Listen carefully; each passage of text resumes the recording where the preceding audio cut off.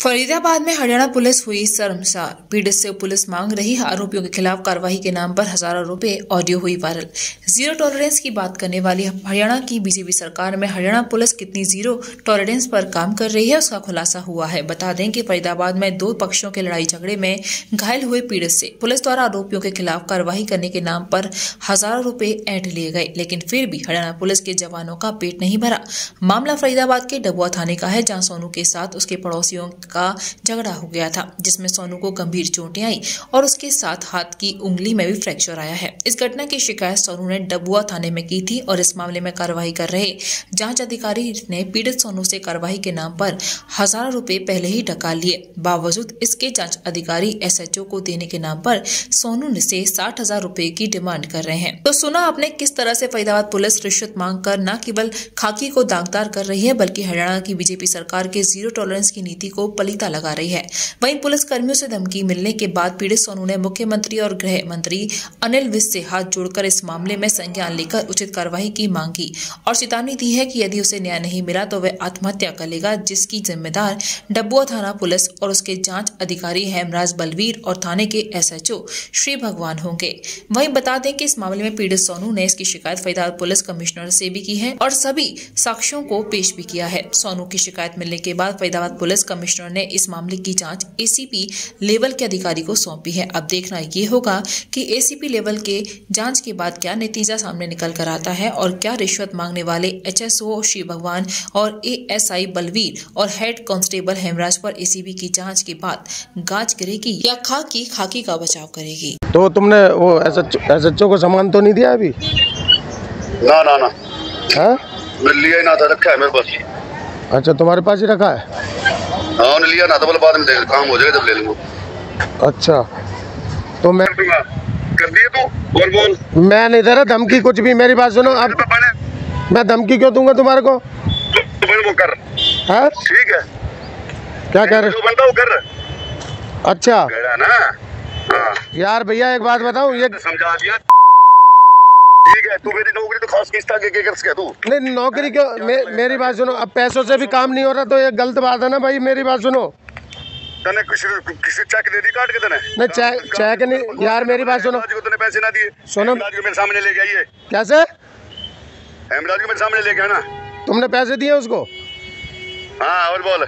बच्चों के खा जा तू ना, जो वो खा जा। यार मेरी बात सुनो, अगर मेरे अपोजिट क्यों चल रहा है फिर वो ये तो देखो ना आप। मुझे क्या पता, सारा का अपोजिट चला, उसकी मन की हो जाए, मैंने क्या पता। मैं तो कह रहा यार भैया मेरा कसूर मेरा कसूर बता दो भैया। ये है कि भैया मैं क्या करूं बताओ? अगर मैं तुमसे भी खोल के बता दी, ठीक है ना? तुमसे बढ़ना देता था यार बिना बात की। यार बढ़ने की बात है। मेरी बात सुनो, मैं तुमसे कोई अलग चल रहा हूँ तो बताओ। मैंने हर तरीके से तुमसे बोल रखी है, हर तरीके से मैंने तुमसे बोल रखी है, बताओ। उसके बाद भी मेरा काम नहीं हो रहा यार। नौकरी ना खा जाओ सारे ने। तेरे पे जो तोप टूट दिया ना, तोड़ ले भाई, ठीक है ना? मैं तेरे को खुला चैलेंज कर रहा हूँ आज। नहीं, इसमें चैलेंज कितना कोऑपरेट कर लिया तू, आज भी कोऑपरेट लायक है ही ना। यार एक बात बताओ, कोऑपरेट की मेरी बात सुनो। तुम मेरी बात सुनो, मैंने तुम्हारे को कहीं मना करा? तुम जैसे ऐसे मेरे को बोलते हो, तुम तो टला रहे हो सिर्फ। धमकी देता तू मेरी बैकग्राउंड नहीं जानता, ठीक है ना? कैसे?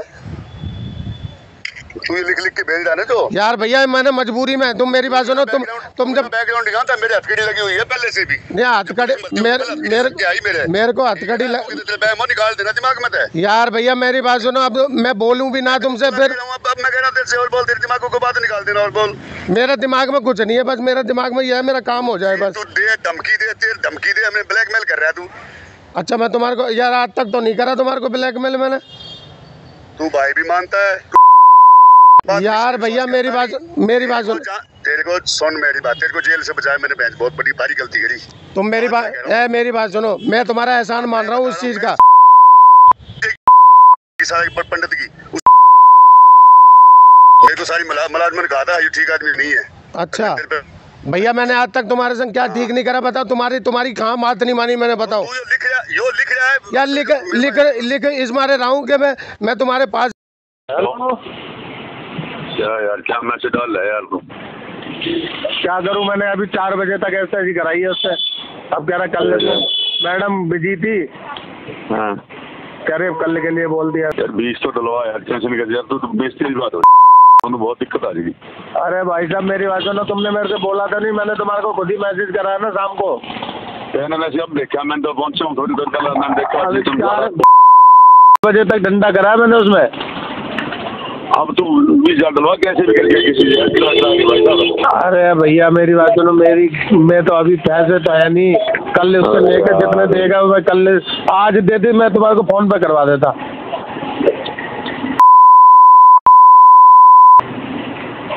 मसूड़ी बन गया, पता नहीं तो मैं तेरे भरोसे में किसी को कहा भी ना।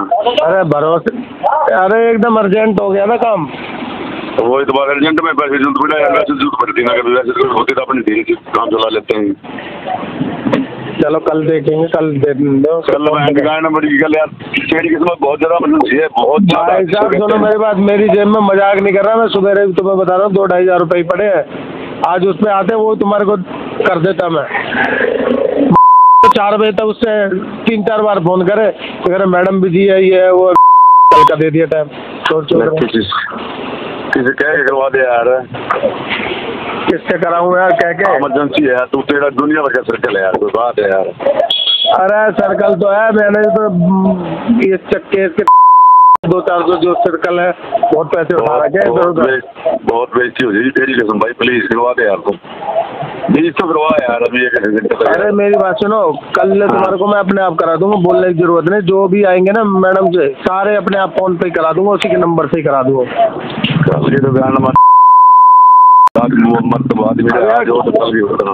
अब किससे, क्या नाम है आपका? मेरा जी सोनू गुप्ता। सोनू जी, ऑडियो वायरल हो रही है, क्या है पूरा मामला और क्या है ये ऑडियो? ये ऑडियो भैया जी डबुआ थाने की है और मैंने खुद वायरल करी है। मेरे को लगभग 2.5 से 3 महीने हो गए SHO और मेरा IO है हेमराज, और ये जिससे बात हो रही है वो है बलबीर SI। ये तीनों की मिली भगत है जो मेरे से 15/7 को मेरे से एक झगड़ा हो गया था, दोनों पक्षों के खिलाफ मुकदमा दर्ज है। मैं अपनी उसमें बेल करा चुका हूँ, अपने वाले मुकदमे में दूसरी पार्टी के खिलाफ जो मुकदमा दर्ज है उनको अरेस्ट 3 महीने हो गए, अब तक नहीं किया गया हुआ है। मैं लगभग 2-2.5 महीने से उनके पीछे डोल रहा हूँ। मेरे को 7 तारीख को हेमराज का फ़ोन भी आया था, मैं कोर्ट में था, तो मेरे को कहने लगा तेरा रीमेडिकल कराना है, SHO साहब ने बोला है। मैंने कहा भाई करा लेंगे, मैं कोर्ट में हूँ। फिर अगले दिन मेरी तबीयत ख़राब हो गई थी, मैंने उसको बता दी थी मेरी तबीयत ख़राब हो गई है, मैं आज नहीं आ पाऊँगा। फिर मैंने उसको 9 और 10 को मैसेज भी किया है, मैंने कहा भैया चलना है BK मेडिकल कराने। तो 7 तारीख को मेरी SHO साहब से भी बात हुई थी व्हाट्सएप कॉल पे। SHO साहब ने भी बोला कार्रवाई चल रही है, आप अपना रीमेडिकल करा लो। मैंने रीमेडिकल कराने के लिए हेमराज को मैसेज भी करा और उसके बाद भी मेरा अब तक रीमेडिकल भी नहीं कराया गया है। रीमेडिकल मेरे पे दबाव बनाने के लिए करवाया जा रहा था। उसके बाद मेरी 11 तारीख को मेरे पे एक फ़ोन आता है बलबीर SI का, कह रहा है एक थाने के बाहर आ जा। वहाँ पे मेरी SHO साहब से और हेमराज से बात हो गई है।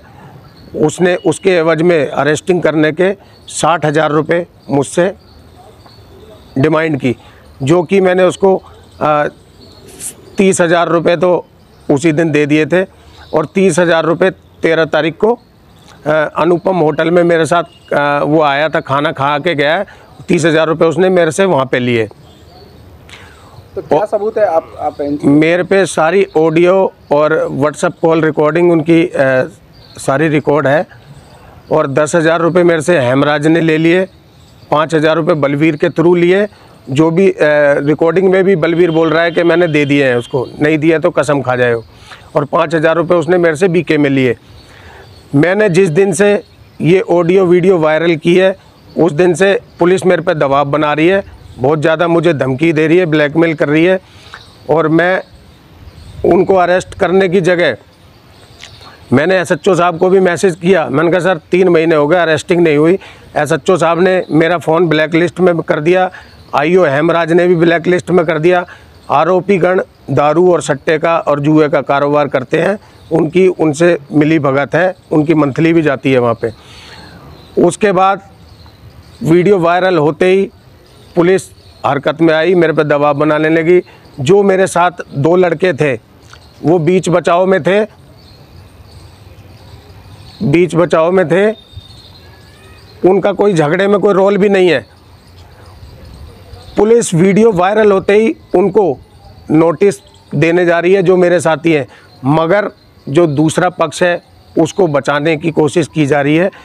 उनसे नई नई तरीक़ों से क्या क्या बातें बताई जाती हैं कि ऐसे ऐसे करो, ऐसे ऐसे करो, तो मेरे मुकदमे को ख़राब कराया जा रहा है। मेरी अनिल विज जी से भी गुजारिश है कि इस मामले में संज्ञान लें, और मुख्यमंत्री जी से भी मेरी हाथ जोड़ के गुजारिश है। और अनिल विज जी को तो हरियाणा का बब्बर शेर माना जाता है। ये शेर सिर्फ अम्बाला के लिए नहीं है, ये पूरी जनता हरियाणा की उन्हीं की है। मैं ये कहना चाहता हूँ ऐसे संज्ञान पे डबुआ थाने की पे कार्रवाई करी जाए और ऐसे भ्रष्ट पुलिसकर्मियों के खिलाफ सख्त से सख्त कार्रवाई की जाए और इनको सस्पेंड कराया जाए। मेरे पे सारी व्हाट्सएप कॉल रिकॉर्डिंग और इनकी सब लेन देन की सब चीज़ मेरे पे बातें हैं। क्या चाहते हो आप इसमें? मैं ये चाहता हूँ कि आरोपियों को जल्दी से जल्द गिरफ्तार करा जाए। पुलिस इनको बचाने की कोशिश कर रही है, इनसे मंथली खाती है, दारू सट्टे का ये काम करते हैं। और हेमराज और एसएचओ और बलबीर, ये तीनों की मिली भगत है।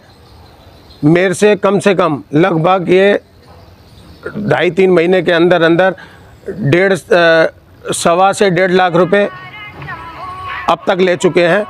और मेरा इनसे पैसा वापसी दिलाया जाए और आरोपियों के खिलाफ कार्रवाई की जाए। मेरी तो यही गुजारिश है सरकार से भी और मुख्यमंत्री जी से भी और अनिल विज जी से भी। इससे पहले भी अनिल विज जी को मैं 2 शिकायतें दे चुका हूँ डबुआ थाने के खिलाफ, अब तक उन पे भी कोई कार्रवाई नहीं की गई है। पुलिस के खिलाफ मैं पहले शिकायतें दे चुका हूँ, इस मारे पुलिस और मुझसे चिड़ी हुई है, आरोपियों को इस मारे और बचाने की कोशिश कर रही है, मुझ पे दबाव बनाती है ज़बरदस्ती और पैसा लेने के 2 महीने से मेरे को परेशान किया जा रहा है। उसके बाद मेरे पे लास्ट ऑप्शन यही है जी, पैसों से काम होगा। मेरे को 11/9 को थाने से फ़ोन आया, मैंने वहाँ पैसे दे दिए। 14 तारीख को हेमराज को बुला के एसएचओ ने गिरफ्तारी की बात भी कर ली। 15 तारीख को मेरी हेमराज से बात हुई थी, उसने बोला उनको नोटिस दे दिए, एसएचओ साहब ने मुझे गिरफ्तारी के लिए भी बोल दिया है। उसके बाद 16 तारीख को हेमराज को किसी मामले में सीपी ऑफिस एसीपी ऑफिस बुलाया गया था मुझे सर, जो कि उसने मुझे तो बताया नहीं, दूसरे पक्ष को वहाँ पे बुलाकर एसीपी साहब से मिलवाने जा रहा है। उसकी पूरी मिली भगत है। मैं जैसे एसीपी ऑफिस पहुँचा, उसने हेमराज ने मुझे को देखते हुए आरोपियों के वहाँ से गिरफ्तारी की जगह वहाँ से फरार कर दिया, भगा दिया। इस बातों से पूरा मेरे को डाउट है कि हेमराज और एसएचओ और बलबीर की पूरी सांठगांठ उन दारू माफियाओं से है। मैं चाहता हूँ उनके खिलाफ पहले भी कम से कम डबुआ थाने में 25 से 30 मामले दारू सट्टे लड़ाई झगड़े के दर्ज हैं। उनके ऊपर सीपी साहब से भी मैं अनुरोध करूँगा कि सबसे सख्त कार्रवाई की जाए। महंगी बिजली बिल की समस्या से छुटकारा पाइए, सोलर सिस्टम लगाइए। जी हां, आपके लिए बेहद आसान हुआ सोलर सिस्टम लगवाना।